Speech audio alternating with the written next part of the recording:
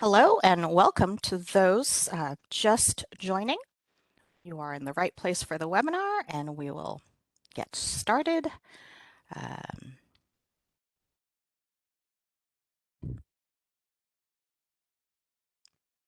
So hello and welcome. All delighted to see you here. Thank you for joining us today. I'm Mercy Procaccini, a program officer with the OCLC Research Library Partnership, OCLC Research. I'm the host for today's webinar.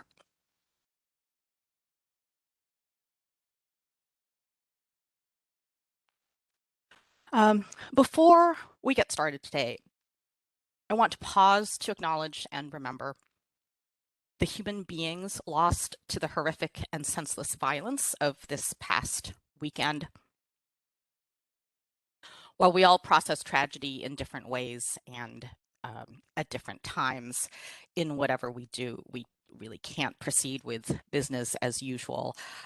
So I just wanted for us to have a moment of silence before we proceed.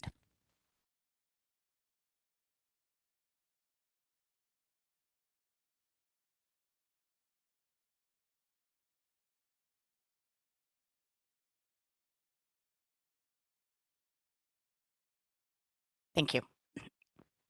Now, we would like to open this event with a land acknowledgement. This presents a challenge as we are all in different places and the technology we use similarly flows over and across a multitude of landscapes. So consider the place in the land where you are living and breathing in this moment. We express gratitude to those who were here before us, and we seek to learn more in paying our respects to and honoring them. Personally, I would like to acknowledge that I occupy land that is part of the traditional territory of the Duwamish people, past, present, and future. We invite you to join with us in reflection, knowledge seeking, and appreciation.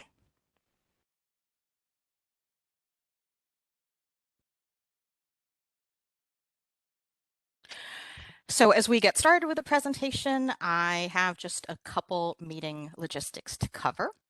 You are in the right place for the webinar on developing research impact services. To eliminate background noise, you are in a listening only mode during the presentation. If you have any problems throughout the webinar, please submit a chat message to me, the host, or to my colleague, Marilee Prophet, who's also here to support you today, and we'll do our best to help. Our panelists will present and we'll have a Q&A at the end, but we encourage you to submit questions as we go along. So to get us warmed up, I'm going to ask everyone to find their chat window. And so you'll see there's a gray button at the lower right. And please use that, use chat. Please introduce yourselves, your institution, where you're joining us from. We'd love to know who's in the virtual room with us today. And after you enter your text into chat, please be sure that that send to option is set to everyone, not all attendees, which is an annoying option that WebEx has, but it's set to everyone, please. And so this will ensure that everyone, all attendees and all panelists will be able to see your comments. And on a final note, we are recording this webinar and we'll make the recording and slides available online afterwards, so you'll have the opportunity to watch it again or to share it with your colleagues. So with those housekeeping details attended to, I would like to acknowledge the OCLC Research Library Partnership, which both underwrites and inspires our work. Attendees of this webinar are from the OCLC RLP. Thank you for your continued support and input into our work, as these are crucial to our success. And now I'm happy to turn things over to my colleague in the RLP, Rebecca Bryant. Rebecca. Hi, everybody. This is Rebecca. I'm a program officer with the OCLC Research Library Partnership, and I'm delighted that you're joining us today. I just wanted to start with a few introductory comments. This webinar today is part of offerings that we're pulling together because we recognize that there's a lot of research library interest today in research analytics, or also called bibliometric and research impact activities. And so we've been blogging on this topic, and you can follow or see those at this tag here. I will be blogging about today's event as well. So we encourage you to also subscribe so you won't miss any of the goodness coming from the OCLC research blog hanging together. We'll also be having a follow-up event, which is just a small group discussion for RLP affiliates on BRI service development with the three presenters today, but in a different kind of format. Today, they're presenting about their work. This event on Thursday, July 28th, will be an opportunity for us to just have a small group discussion, for you to come and really ask questions, and also for you to come and share what your status is at your own institution. Through all of these things, as we seek to develop new services to support our researchers and our institutions, to develop successful services, we have to understand the campus environment, the stakeholders, and we have to apply strategies and tactics for greater impact. These are not library-specific efforts, and indeed they require sort of engaging in sort of what we call social interoperability. And that was the subject of a recent report from us at OCLC.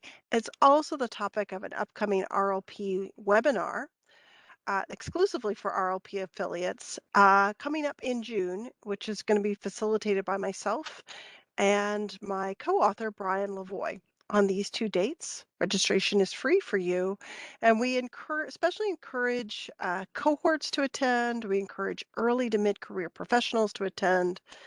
We encourage you to include in those cohorts others from across the campus. This isn't just a library issue. Learning to work across campus is something we all have to get better at.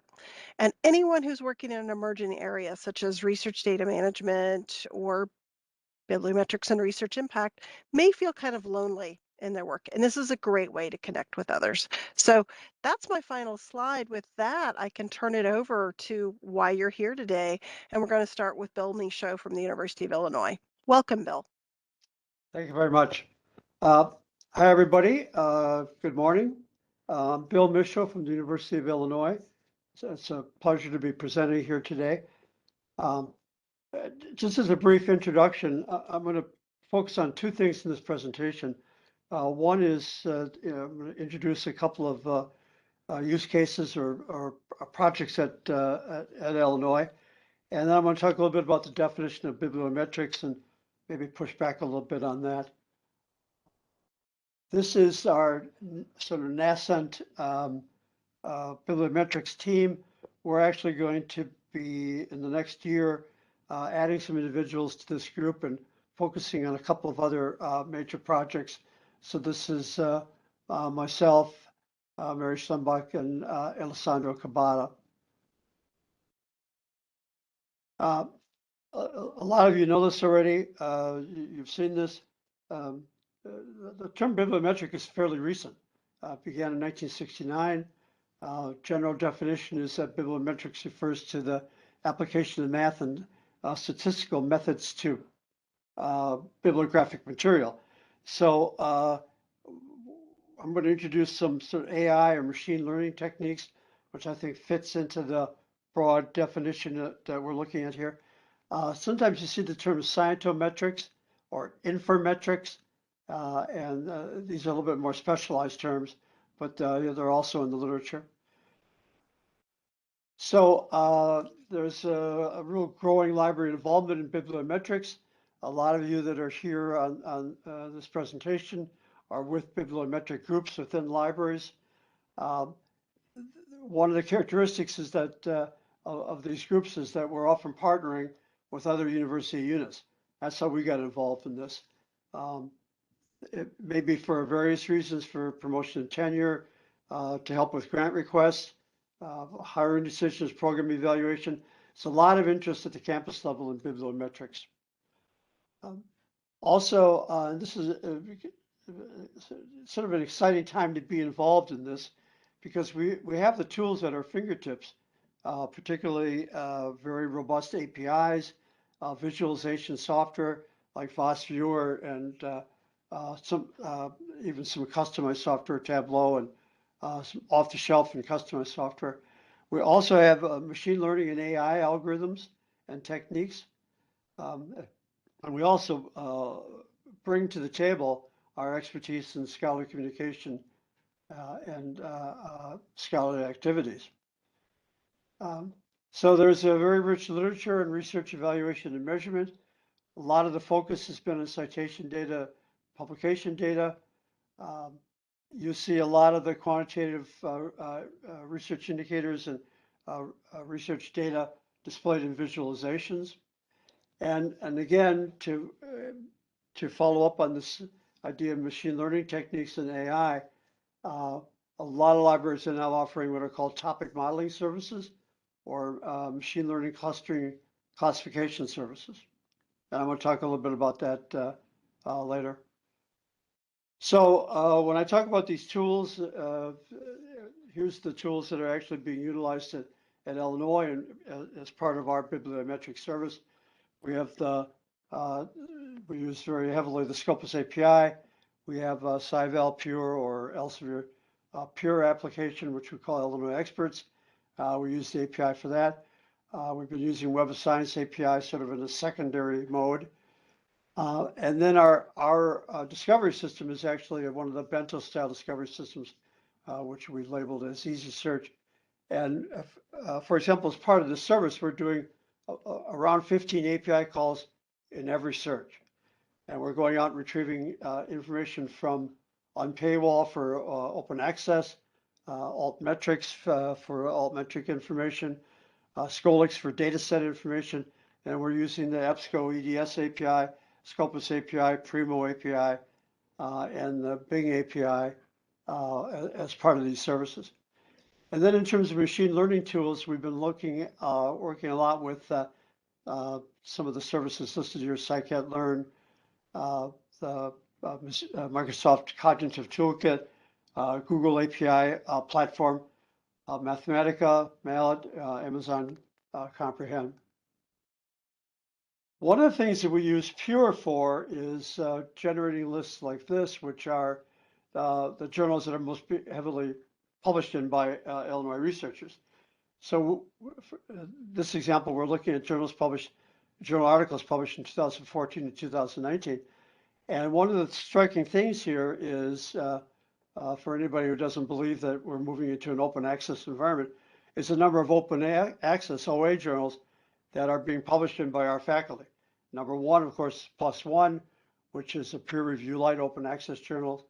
If you look, for example, at the fourth entry, Scientific Reports, this is one of the Nature open access journals. A lot of articles being published in Scientific Reports. Journal of High Energy Physics, again, number 5 here. This is part of our Scope 3 agreement where a set of high energy physics is being essentially, we're paying CERN. They're monitoring the Scope 3 service and providing open access to the articles in the major high energy physics journals. Also, the European Physical Journal, down a couple here, is a Scope 3 journal. Nature Communications, where we've got 180 articles published from 2014, 2019, is again one of the gold OA journals. The APC cost for publishing in Nature Communications is about $5,200 per article. So it's a major OA gold journal. And then this doesn't really count the people that are publishing in things like PNAS, where they're paying the APC fee to make the article OA in a hybrid environment. Also very important to understand that we're all operating in this responsible metrics environment where we're looking at the DORA Declaration of Research Assessment, following the Leiden Manifesto and the INNORMS group's research evaluation guidelines. At Illinois, we're involved in providing interactive research impact visualizations dashboards that we're using for departments and research groups. This actually started with the Cancer Center here at Illinois. We're using Scopus API and Experts API to create databases that drive these visualizations. So we're pulling information from the API, putting them in databases that are being used to drive the visualizations. The visualizations we're doing for the departments and the Cancer Center and other centers really start literally with one table in a relational database that has the Scopus author ID numbers. And then we've written additional scripts to create other tables in the database. The visualization I'm going to show you here in a second began with the Cancer Center, now includes 11 departments, and we're showing sort of a matrix approach where we have a number of different research impact, or what we call research activity indicators, including articles published, time cited, number of grants and patents, list of co-authors. So again, this is database-driven, interactive, web-based. We're providing visualizations of faculty members within individual groups and departments. All of the buttons here, our bubbles, are scalable and clickable. And we use the same scripts for all the departments. Again, because it's database-driven, we just point to a different database. In terms of the technology, we're employing server-side scripting, scalar vector graphics, HTML5 technologies.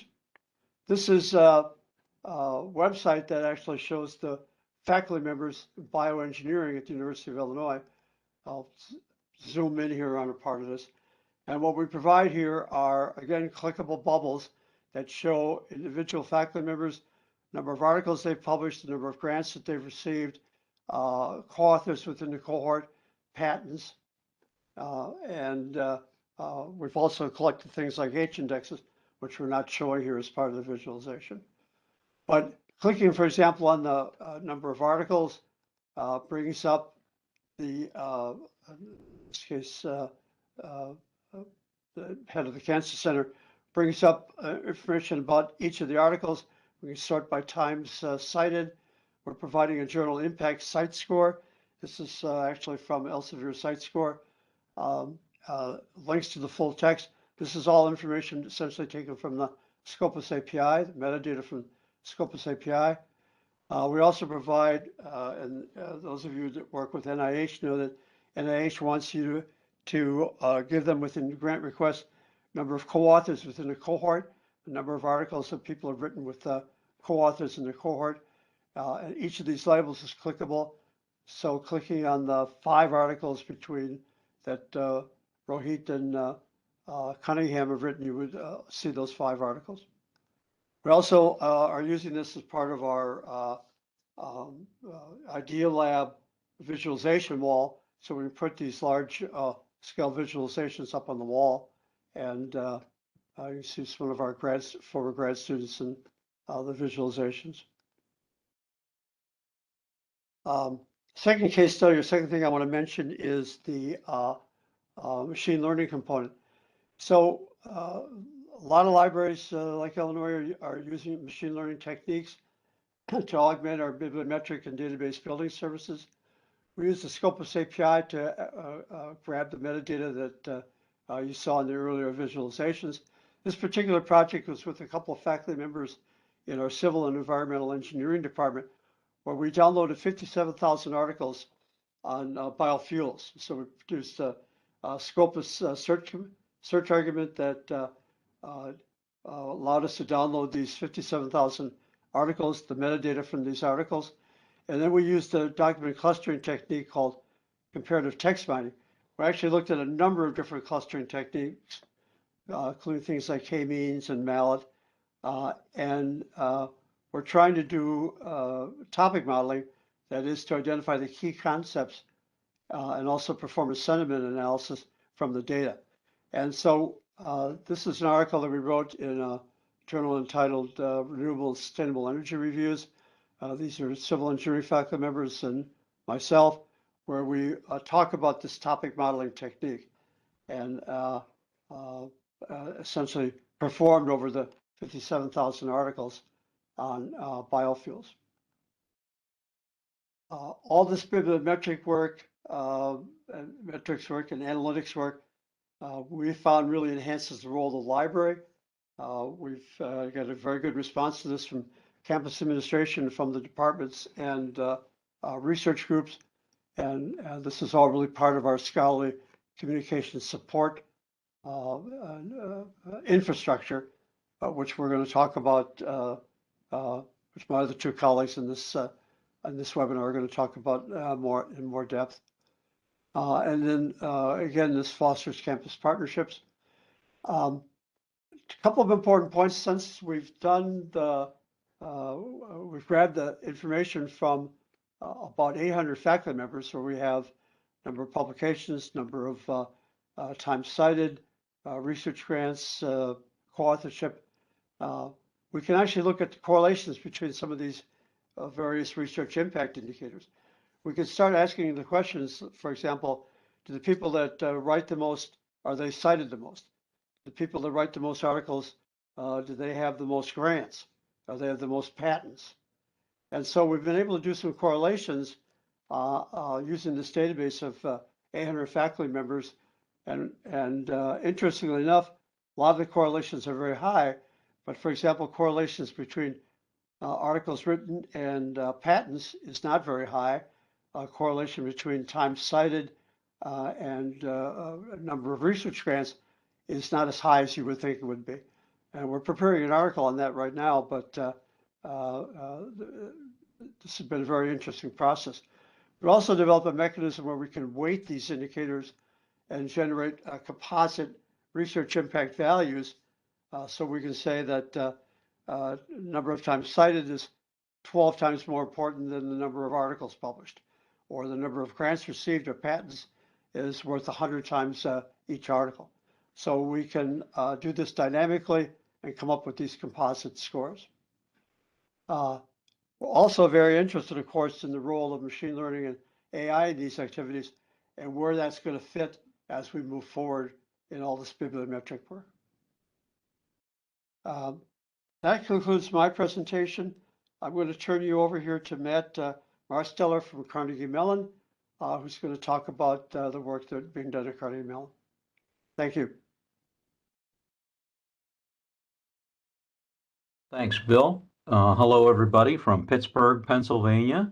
For land acknowledgement, I'd like to acknowledge the traditional, ancestral, and unceded territory of the Shawnee and the Osage peoples, on which we are learning, working, and growing today.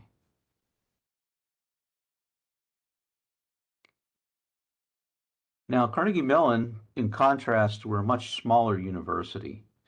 We hopefully punch above our weight, but in contrast to the University of Illinois Urbana-Champaign or Rutgers University, we have less than 14,500 students. On the undergraduate level, it's less than 7,000, with about 1,300 faculty and more than 109,000 alumni.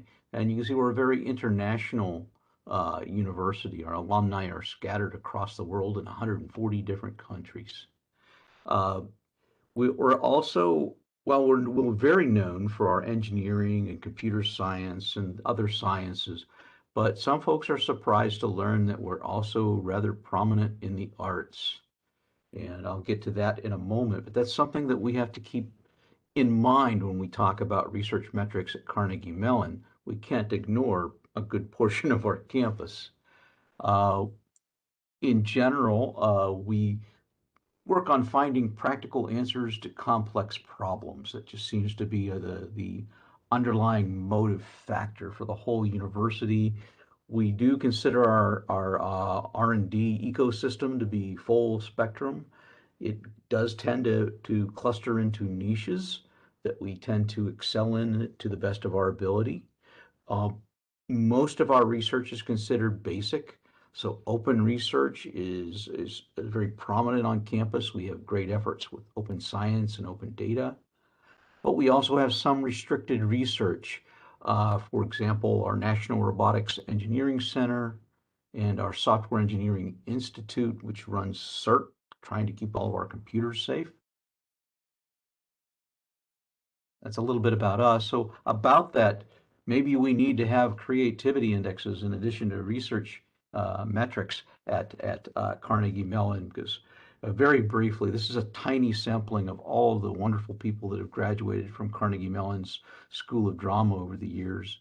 Of course, the boss is in the top left there. From Who's the Boss is Judith Light. Billy Porter's actually going to give our commencement address. Next to him is Barbara Feldon. I'm dating myself. She played Agent 99 on Get Smart. And of course, Lenny and Squiggy in the lower left there, yes, they both went to Carnegie Mellon, and they actually developed the shtick of Lenny and Squiggy while they were on campus. Now, David is no longer with us, but Michael McKeon is still acting and working. That fellow in the middle there in the bottom, the very scary Patrick Wilson, I had to put him in there because my wife said so. I wish he would stop making those Insidious movies because they scare me. Next to him, of course, Zachary Quinto. We have a great representation from Star Trek. So not only do we have Spock, we had Rene Auberjonois, who recently passed away. He played Odo. And James Cromwell was none other than Zephram Cochrane. And it's also incredible, and if you look on the right there, Elastigirl, whose voice actress behind the scenes was none other than Holly Hunter. So we have that kind of a two-headed monster that we have to worry about, and so we have to address that as the university libraries as well. But for now, we have a research metrics services. This is listed in our service page. This is something that's a challenge. Notice we have a Google form there to accept requests. We also have put together a LibGuide that's linked to there. But our dean is quick to point out to us that this is great. These are great passive tools, but what are you going to do actively? And so that's part of our plan for the next year. How can the libraries help? This is a standard listing. I think we all are hoping to do this as much as we possibly can. So you'll see things like guiding people on which tool will best fit their analysis, because they like to do their own analysis around Carnegie Mellon. Then author level, article level, department level, college level, I didn't list that.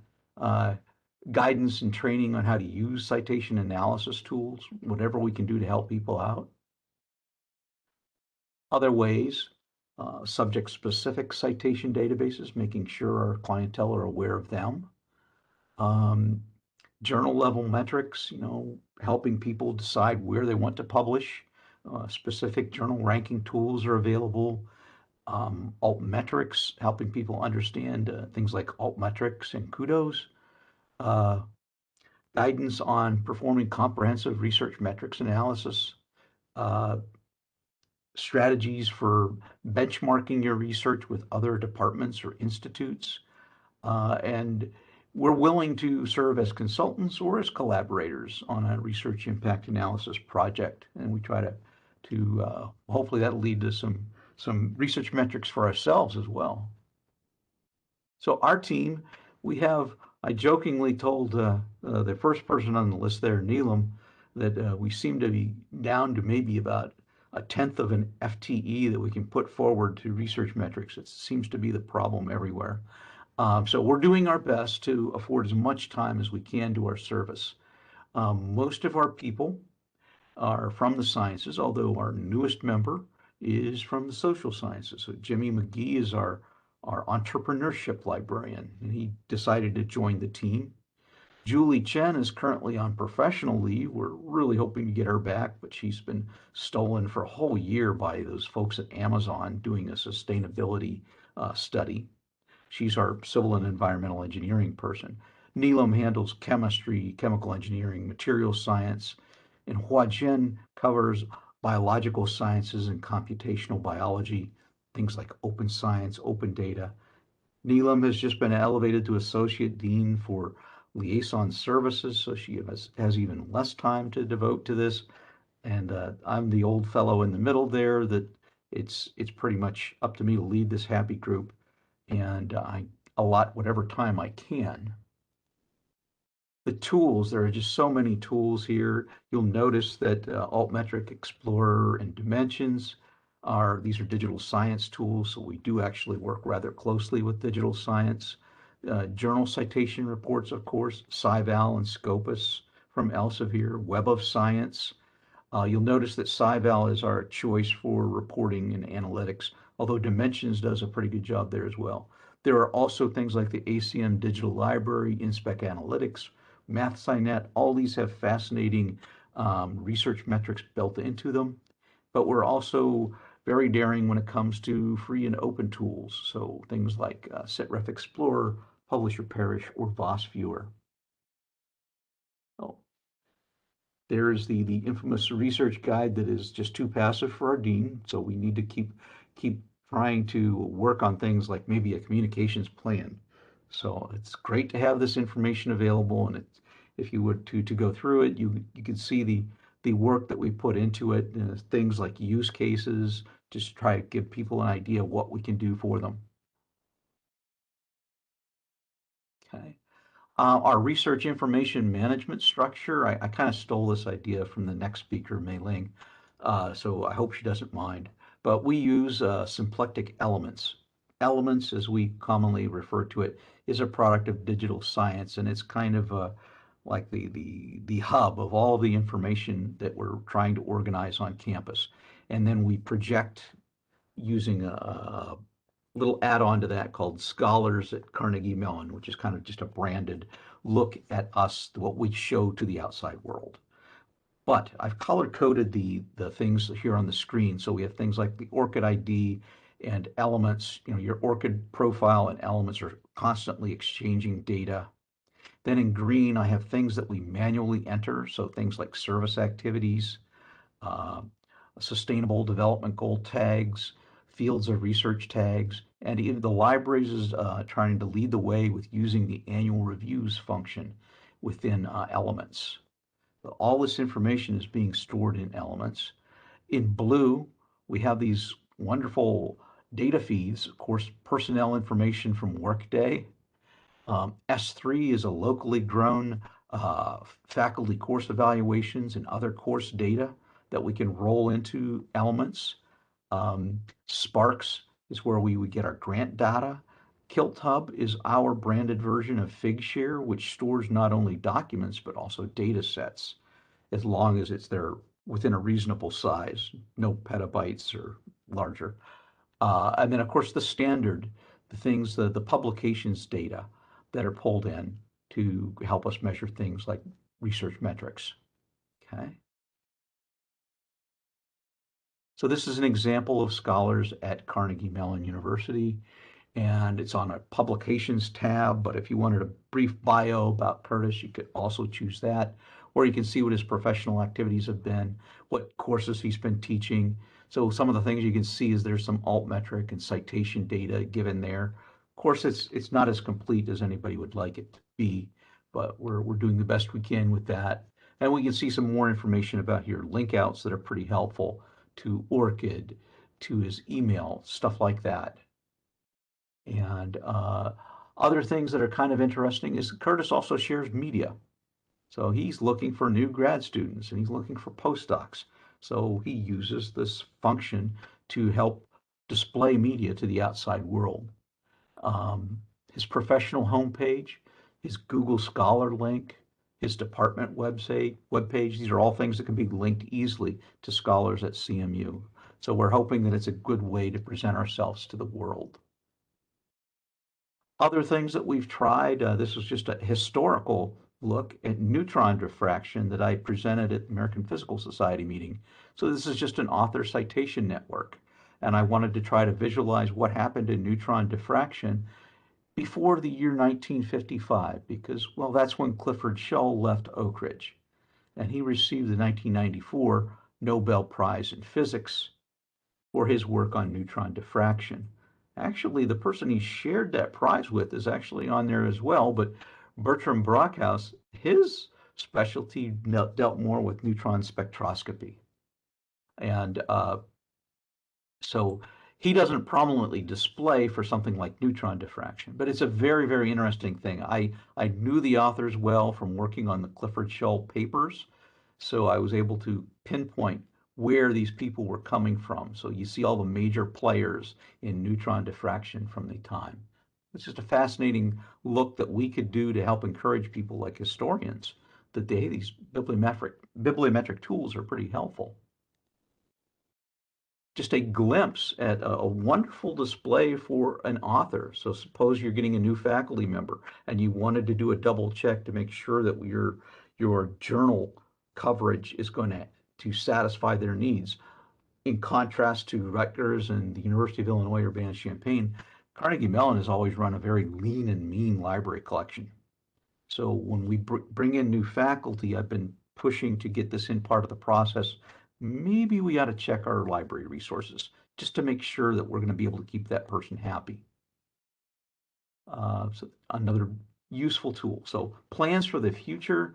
We're thinking of using the bibliomagician competencies to make sure our liaison librarians are as up to snuff as we can help them to be.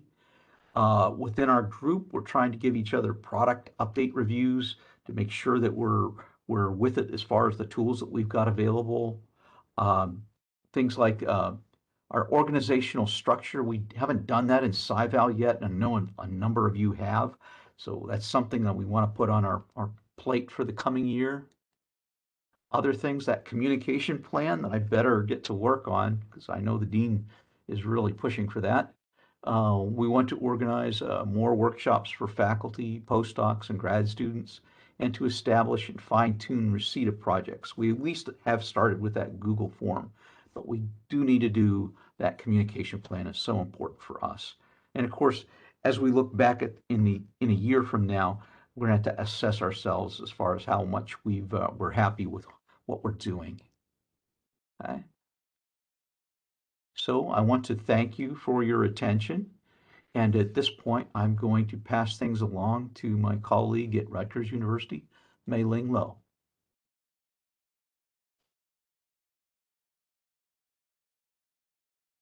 Thank you. Hello, everyone. Bill, your presentation is just wonderful. It's so good to see so much talent and creativity was developed at CMU.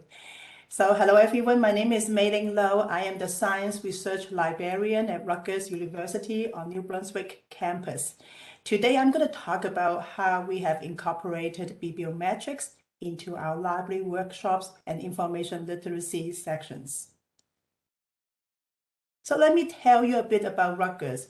Rutgers was chartered as Queen's College in 1766, a decade before the American Revolution. We have about 69,000 students from all 50 states and more than 130 countries. We also have 8,700 faculty. I can use two words to describe Rutgers: large and complex. What you're seeing here on the slide is a picture of one of our newest academic buildings. In case you're wondering what that molecule sculpture is, I'll give you the answer by the end of this presentation. Feel free to give your answer in the chat as well. So stay tuned.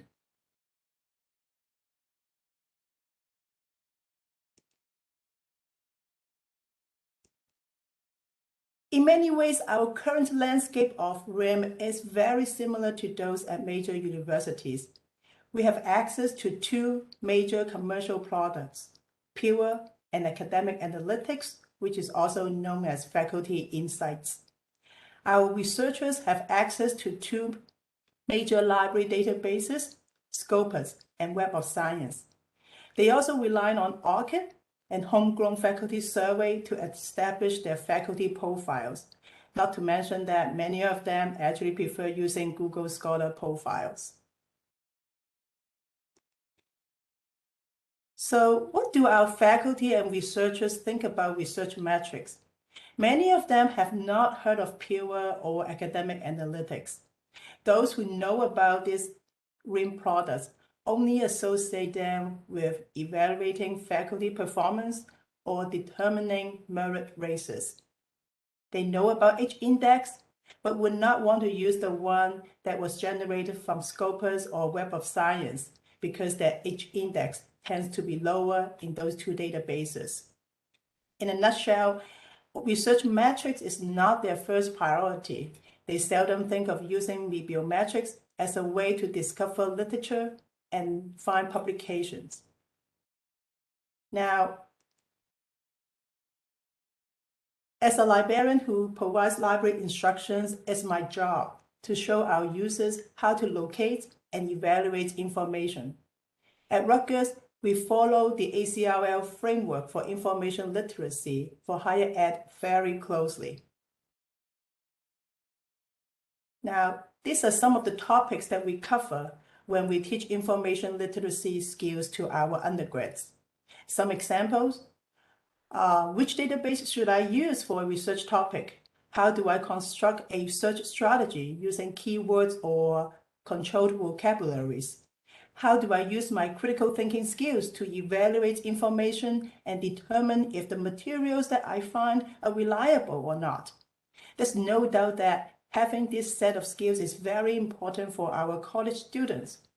However, did you notice that on this slide, bibliometrics is barely covered in our library instructions?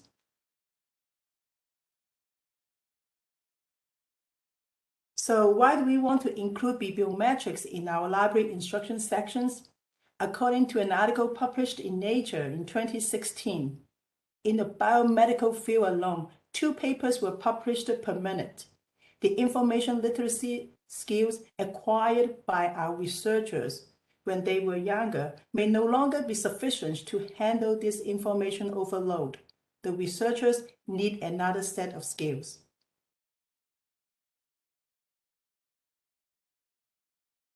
Faculty and graduate students have very complex needs for information literacy, and we shouldn't be just covering the same topics that were designed for the undergrad. I will be discussing these 6 topics for advanced library sections in the next few minutes.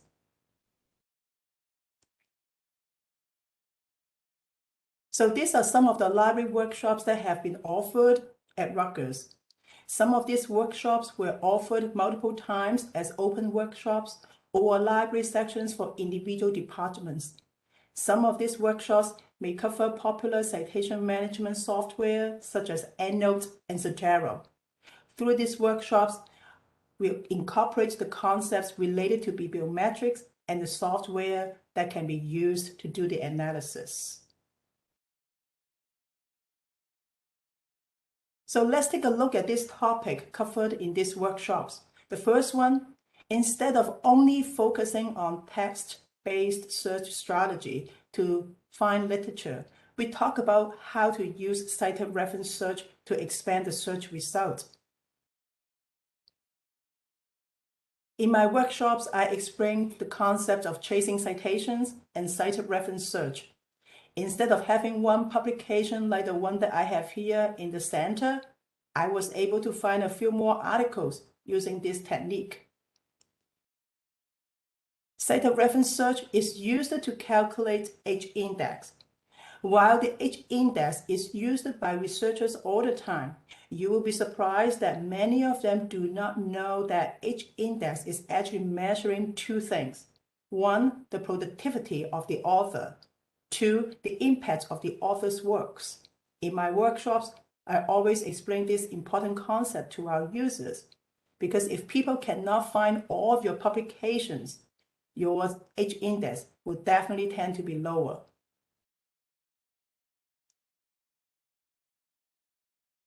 Once the researchers understand the concept, I show them how to use software like Endnote to create a citation report based on the citations that they have collected and stored in their library. For example, in this workshop, not only do the researchers learn how to use Endnote to organize their citations, they also learn how to use Endnote to generate the research metrics and create a report.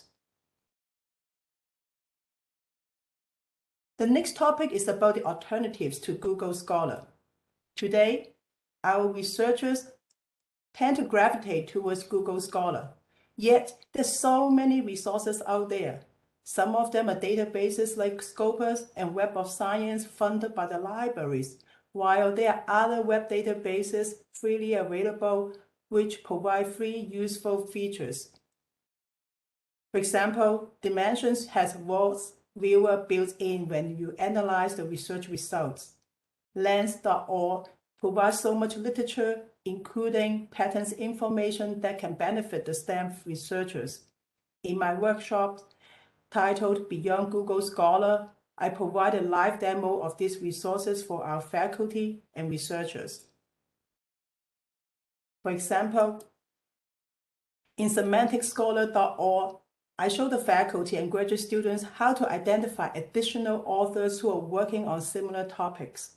For instance, once I find one author, M. Kisling here, I can look at the author profile page, which shows that the biggest influence on Kisling's work and also who are most influenced by Kisling.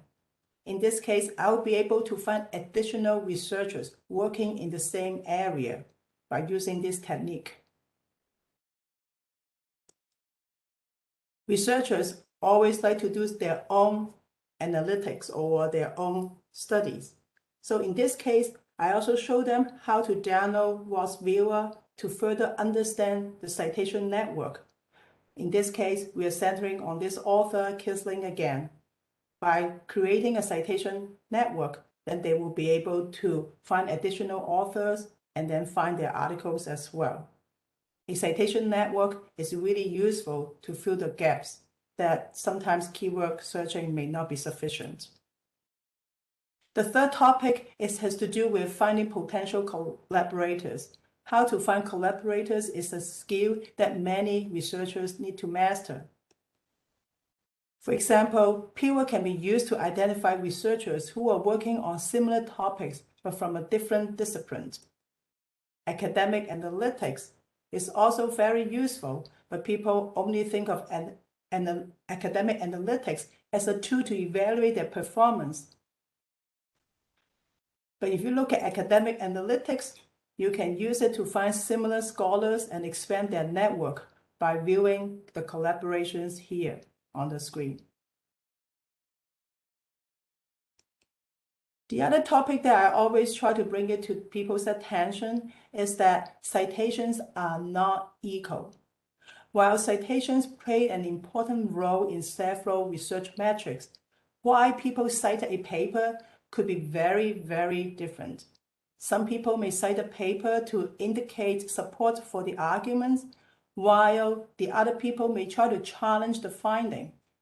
In my workshops, I have introduced faculty and students to a software called Cite, a citations index using deep learning to classify the citations.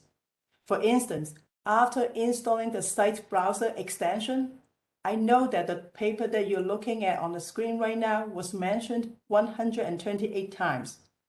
In addition, this paper was supported 13 times, but what is more interesting is that there are 3 papers that have challenged the finding or argument in this paper.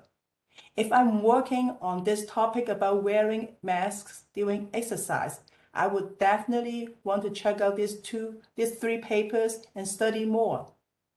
As a librarian who teaches our users how to evaluate information, it is really important to show them that just because a publication has been cited, it does not mean that the publication is better or fully supported by other researchers in the field. The next topic that I include in my library section is how to establish author identity and increase visibility. I can tell you this topic is probably the most popular one. The workshop is always well received. When I tell the users how to increase their citation counts, I'm not trying to tell the users how to game the system, but to make sure that they receive the citations appropriately, especially for women.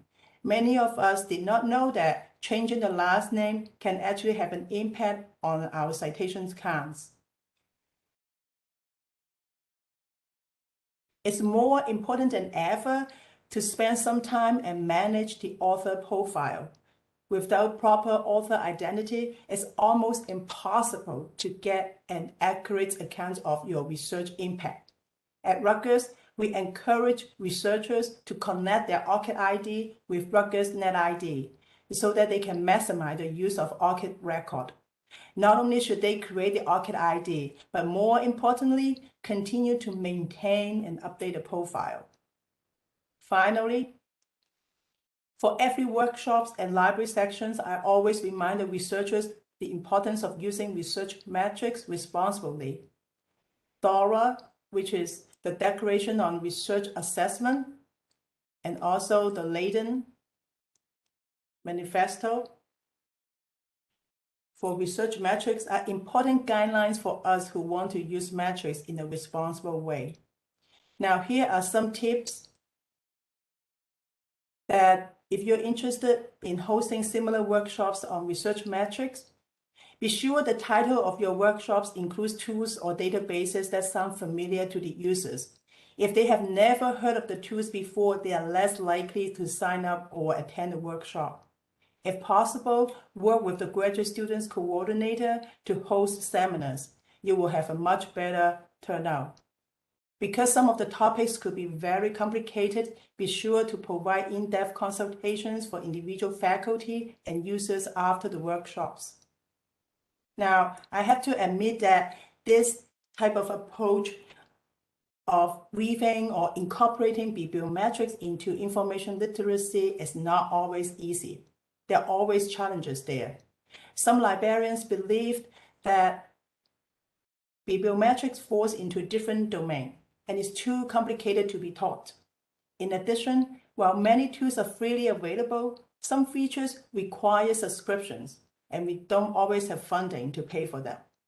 They are therefore not available to our users. Librarians also need to continue learning these tools so that we can actually have the skill sets and expertise to conduct research metrics.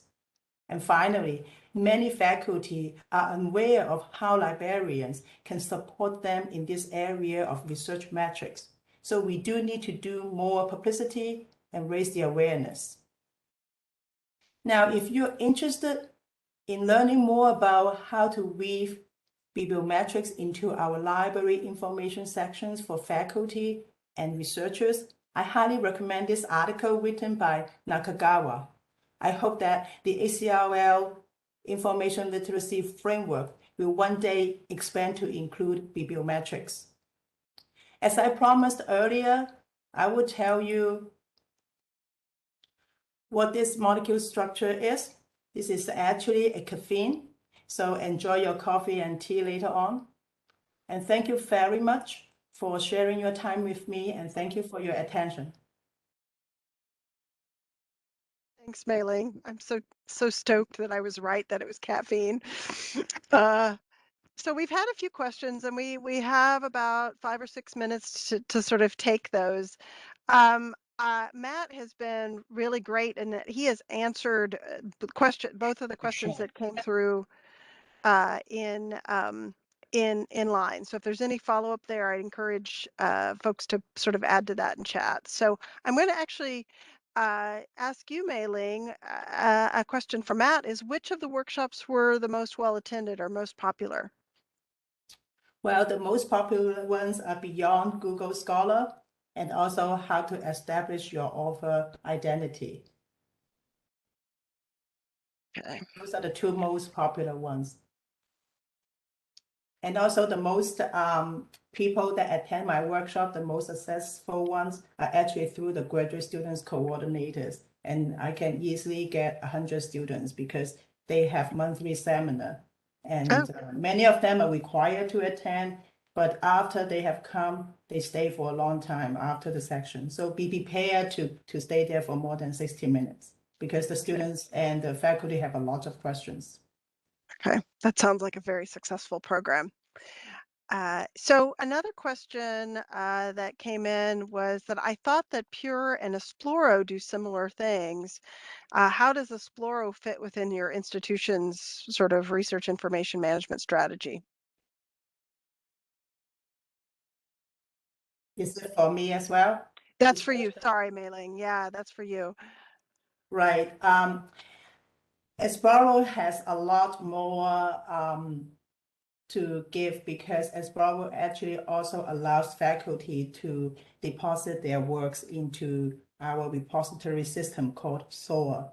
And Pure, however, relies on the faculty to do it one by one. And I have to say that we just acquired Esbravo not long ago. So my coworker, Joseph Deodato, is actually working with Office of Research here, as you mentioned earlier, about the social interoperability, how we have to work together in this ecosystem. So we are actually in the process of doing that one at this moment. Okay, great. So also, we have a question maybe for Bill. Wait a minute. I think it looks like Bill's answered that in the chat. We've experimented. So the question was, why did you decide to present the data in bubbles 2D as opposed to something like a bar chart? And Bill has responded in the chat. We've experimented with different graphical formats in the visualization, and the bubble approach seems to be the most popular. However, we do have a version that does bar charts and a version that just lists the numbers as links. So that's great. And the overlapping bubbles actually lets us get more on a page than doing the bar charts. So. Oh, well, that's a That may not be compelling the best reason. doing it the way we're doing Right. it. Yeah. Right. It looks like Rachel Miles has put so Rachel Miles from Virginia Tech has put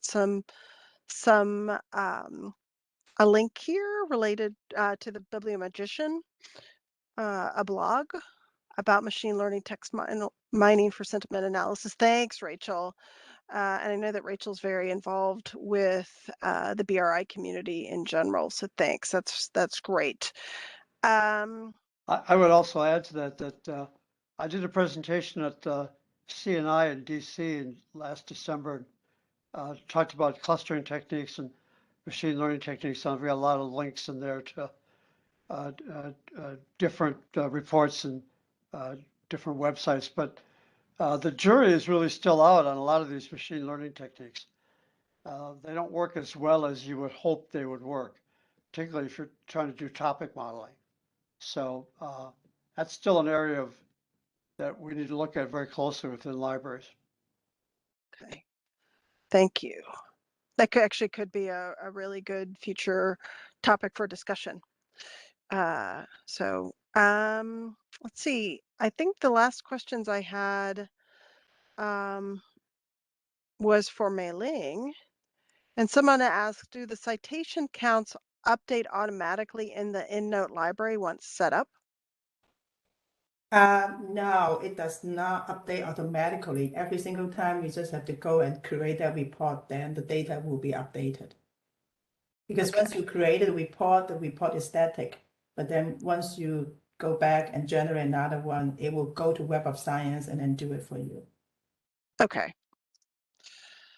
And somebody else made the comment that Mei Ling, you have so many software licenses to do this kind of work. So that's sort of more of a comment than it is. But I think that's true actually for all of the institutions participating here. Well, I think going back to what Rebecca was emphasizing, this is not just one single department that can actually take on all this work. We have Office of Research, we have the state of New Jersey who really, wants to have this kind of software out there for us because the state of New Jersey understand that it's so important for the academia, for the faculty to be able to work closely with the industry, with, let's say pharmaceutical companies or some other companies in other fields. So for them to be able to find the expertise at Rutgers is extremely important. So that's why they are willing to fund, software like Pure. And Pure is not really paid by Rutgers, at least not at this moment. It's part of the state of New Jersey's exactly economic development effort. Yes. Correct. Okay. Well, thank you, Rebecca, for leading us through some Q&A, and a special thanks to Mei Ling, Matt, Bill, for sharing your expertise, your insights, sharing some of the resources and tools that you've used. So just wanted to thank all of our panelists and our attendees for some really great questions and engagement. And just wanted to let you know that we have recorded this webinar. We will be posting a link online at the event page, along with the slides and the various links and resources shared. So no worries if you didn't catch everything. We'll have that all documented and available for you. Once those are posted, it will take at least several days. And I will notify by email everybody who has attended or registered when that recording is available. So you'll be able to access it then and share it out and perhaps rewatch it along with your colleagues. So thanks again for joining today. And this concludes today's webinar. Hope you all take care and have a good day. Thank you.